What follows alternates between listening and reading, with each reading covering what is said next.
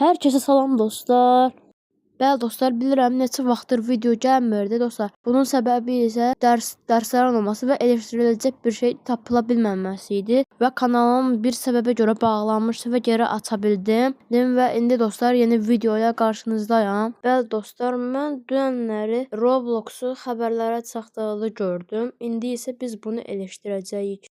Çox uzatmadan indi isə videomuza keçək. Son illərdə uşaqlar arasında ən populyar onlayn oyun platformalarından biri olan Roblox valideynlər və mütəxəssislər arasında ciddi narahatlıq doğurur. Rəngarəng qrafikası, sərbəst oyun imkanları və sosial ünsiyyət funksiyaları ilə diqqət çəkən bu platforma bir çox mütəxəssislərin fikrincə uşaqların psixologiyasına çox mənfi təsir göstərir. Psixoloqlar bildirir ki, Roblox'un əsas təhlükəsi onun nəzarətsiz mühitdə gizlənməsidir. Oyun daxilində uşaqlar yad insanlarla ünsiyyət qura, yaşlarına uyğun olmayan davranış və ifadələrlə qarşılaşa bilərlər. Bu isə uşaqlarda qorxu, stres və çaşqınlıq yaradır. Bəli dostlar, burada bildirir ki, heç oyun haqqında araşdırmadan xəbər eləyiblər. Çünki dostlar, oyunda yaş sınırlaması var. İndi dostlar, məsələn, mən Roblox'a 6 yaş seçsəm, həm orada oyunlarda 6 yaşlılarla qarşı o 8 yaşlarda çox nadir hallarda qarşımıza çıxır.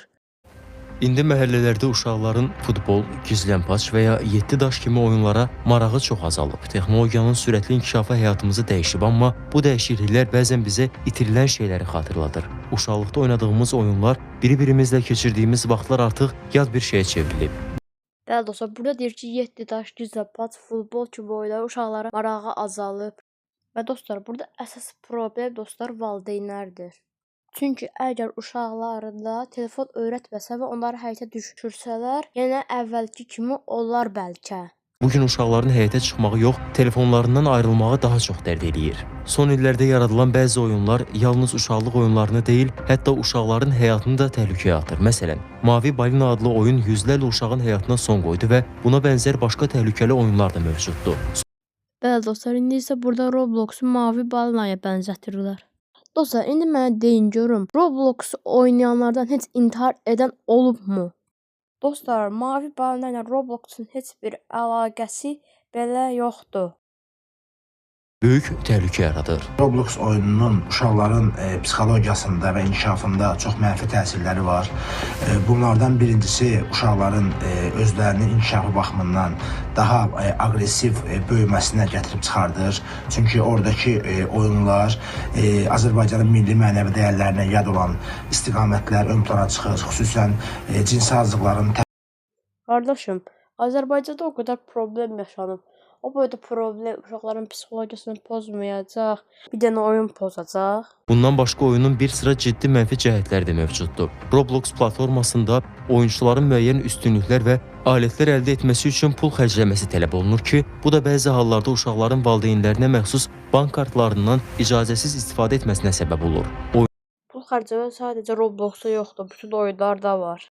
Həm də valideyn uşağa bank kartının nömrəsini verməlidir ki, verişsiz heç olmasa, gəl uşağınızı nəzarət eləyin ki, bu uşaq telefonda nə edir? Səbəb olur. Oyunun daha təhlükəli tərəflərindən biri isə real ünsiyyət imkanlarının olmasıdır. Uşaqlar oyun zamanı tanımadıkları şəxslərlə əlaqə qurur, sonradan bu münasibətləri digər sosial şəbəkələrə daşıyırlar. Valideyn nəzarətinin zəif olduğu hallarda bu proses ciddi risklər yarada bilər. Belə Valideyn də uşağını nəzarət eləmir.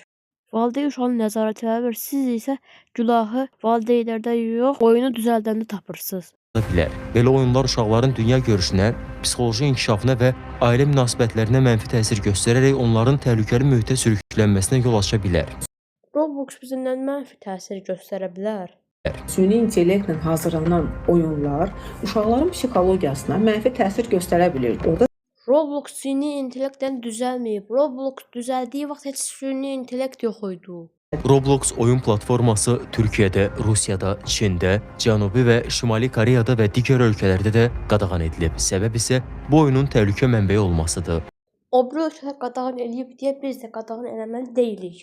Şimali Koreyada ona görə qadağan olub uşaqların psixologiyalarını pozur. Şimali Koreyada heç telefon yoxdur. Neyse dostlar, inşallah qadağan etməzlər. Videomuz bu qədər idi. Sağ olun.